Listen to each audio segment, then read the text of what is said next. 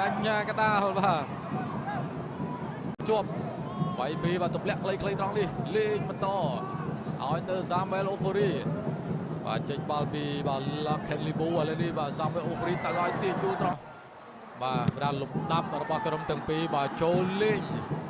và đập môi nè và cứ sân tẹt đập bình và bao cái ball tốt và cái đi vòng sọc sàn cháy cái đi thua đầm nào mà bị chừng ngày đá và một bịตีรุม khan ตะ cao tại chỉ cao bịใน ธรรมดา và bạc ธรรมดา ก็มันមានរបួស ក៏มันមានការវិនិច្ឆ័យការអីដែរ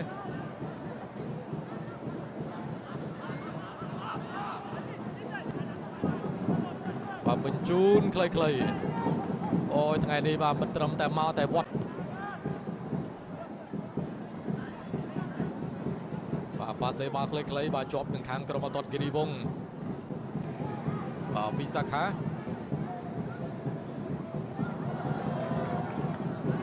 គ្រប់គ្រងមករបស់ក្រុមអតតគិរីវង្សសុកសាន់ជ័យវិញ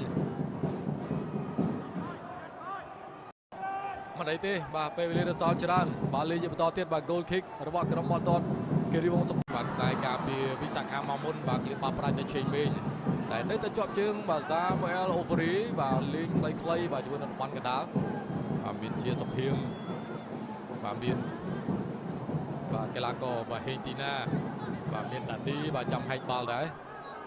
បាទបញ្ជូនទៅក្រោយសិនបាទចាប់អារម្មណ៍វត្តមានរបស់លោក Abraham Grant បាទបងប្អូនដែលជាទីក្រោយសិនបាទ Ofori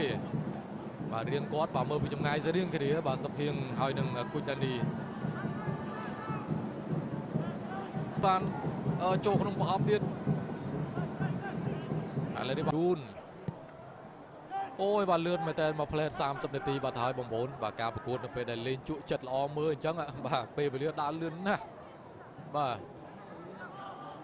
ឥឡូវនេះបាទបាល់បញ្ជូនមកតទៀតបាទលទ្ធផលមិនទាន់ប្រែប្រួលទេនៅ1-0បាទចាំមើលបាទខាងគិរីវង្សបាទមានទម្រង់ណាផ្សេងទៀតមិន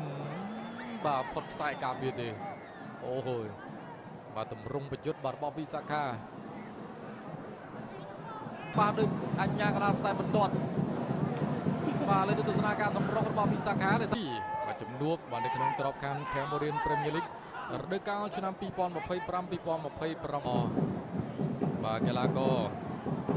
បាទស្កតអាឡាដៃបាទក៏ស្រួលបន្តទៀតឲ្យផាក់ជុំប៊ីនបាទប៉ុន្តែត្រង់នេះបាទ Samuel Ofori បា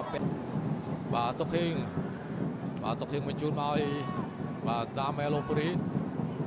បាទត្រង់នេះបាទមានការតវ៉ាបាទ Samuel Ofori បាទជាមួយនឹងកាកាដាឥឡូវនេះបាទកាកាដាបញ្ជូនឲ្យលឹមពិសុទ្ធជាមួយនឹង Samuel Ofori បាទពិសុទ្ធជាមួយនឹង Samuel Ofori ពិសុទ្ធទៅទៀតបាទពិសុទ្ធ Samuel Ofori បបលមកជុំទាញពិសុទ្ធតាមដេញOfori តតមកជើងឡើងមកសិនទីពេញ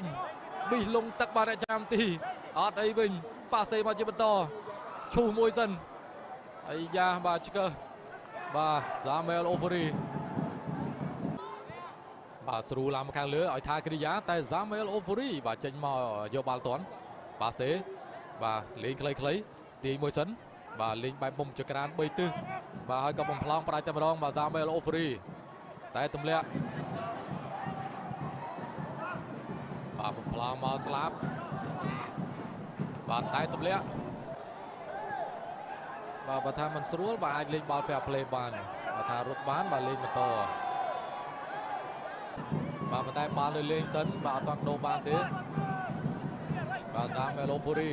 បញ្ជូនពីអត់ស្ដាប់បាទដល់តែញាកដាលសម្រាប់ឡើងវិញ